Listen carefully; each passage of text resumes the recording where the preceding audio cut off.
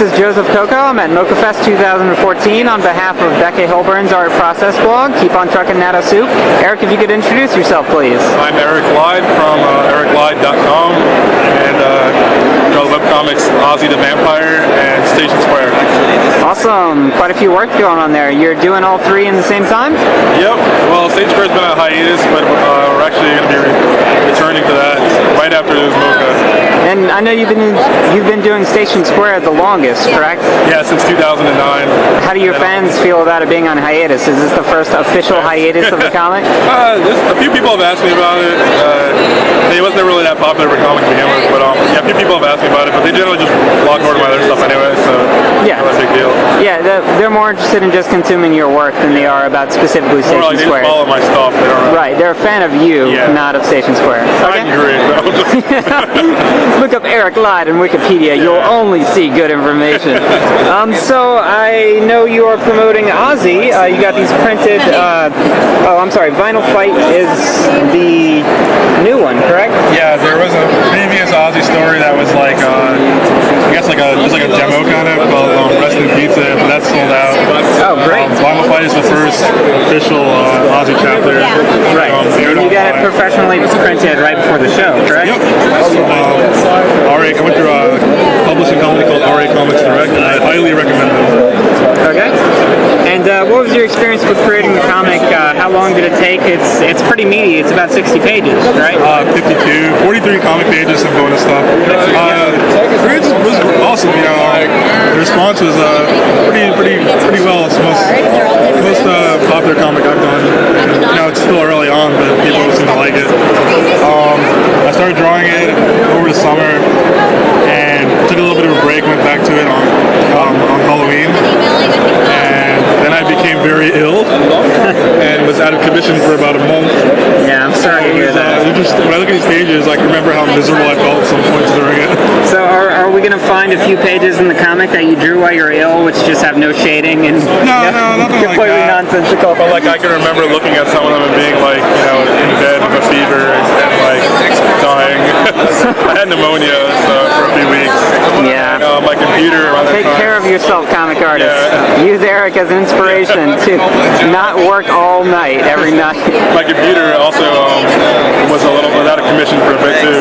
So about like at the halfway point of this book, it was sort of like this like awful like point. But that's actually what led to the Station Square hiatus because I wasn't able to keep both comics updating. So I just took a break to finish Ozzy up before MoCCA.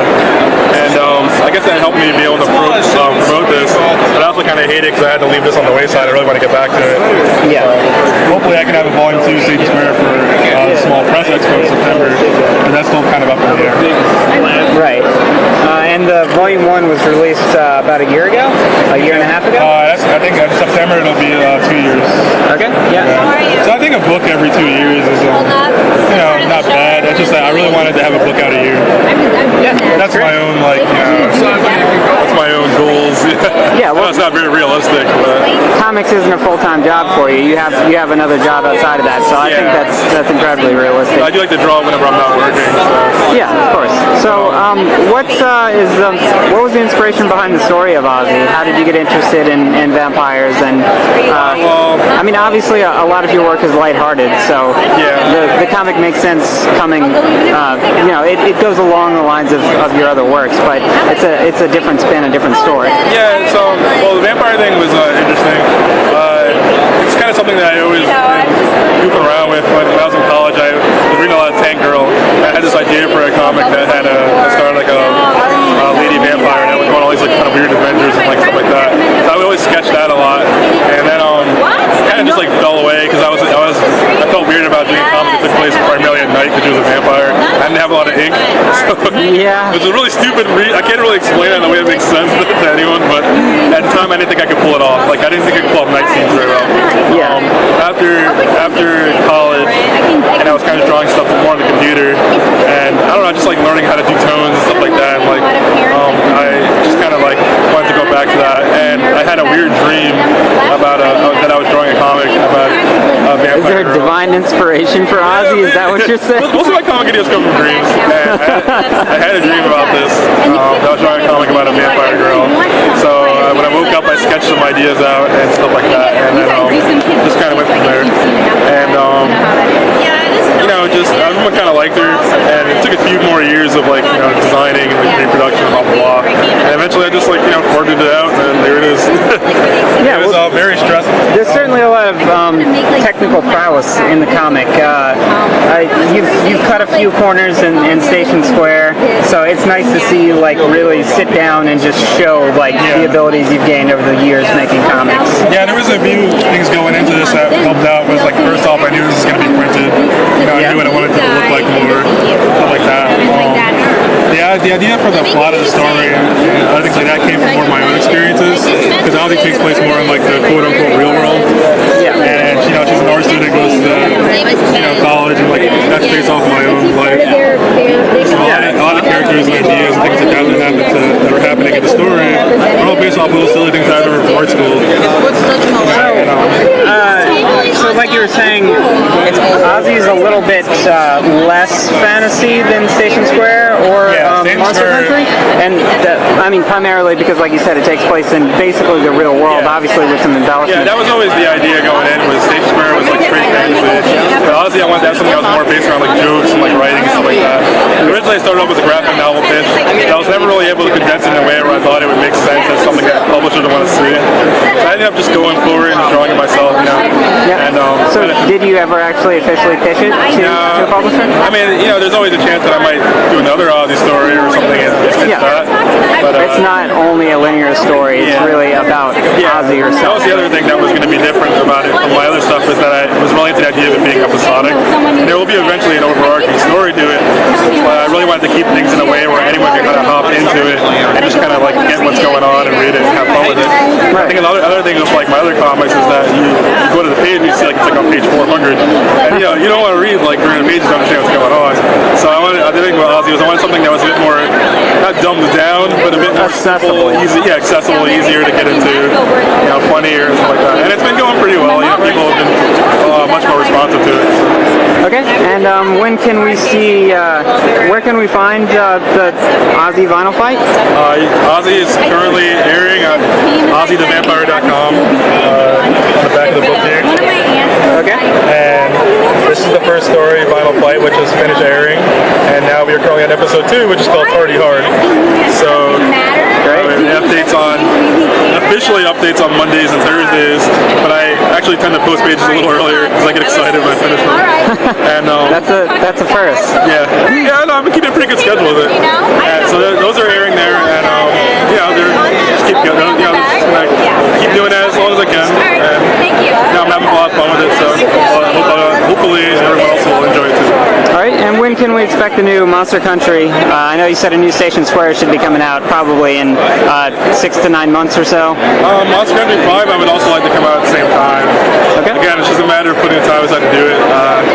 I originally wanted the Monster Country 5, here, but I had to bust home to get that done. So. And Monster Country is convention exclusive, right? It's not online, or is it? It can be purchased online, but it's not being aired online as a webcomic at the moment. Yeah. Well, you've got one pure webcomic basically, and one that's also available on the web, so that's perfectly reasonable. Yeah. Monster Country was a bit more of a side thing that I was doing for cons, and eventually when it's finished, which is two more issues to go, I'll probably end up collecting it or something, or maybe I'll start airing it then. But I just like to have the idea of this little adventure going on the side just for people to pick up. All right, and I also wanted to ask you how it felt to have a cosplayer of your work here at the convention this year. Yeah, unfortunately she's not here today. Oh, she's here today, but she's not dressed up today. Yeah, it would have actually been nice to have for the interview. Yeah. She was cosplaying for Ozzy yesterday. She told me in advance, and I was really excited about that. And it was her idea, correct? Yeah, her idea. She checked it a lot. She was able to sell a few books too. Yeah, I noticed that. She was shilling your work better than you are, Eric. You need to step up your game.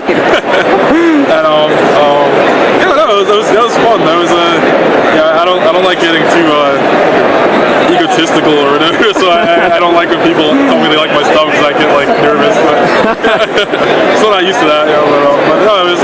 I was happy. That's something I've always, as an artist, I've always wanted to see happen. So I was really excited to. That was a really exciting moment. hopefully there'll be more. You know, if you're watching this, you know, you want to dress up like Ozzy, go ahead. I don't care. Take pictures, send them to Eric. Send it to me. Do it. Yeah. It'll be very flattering. Just if you make a porn of her, don't send it. Yeah, right? no, don't send me that. maybe no.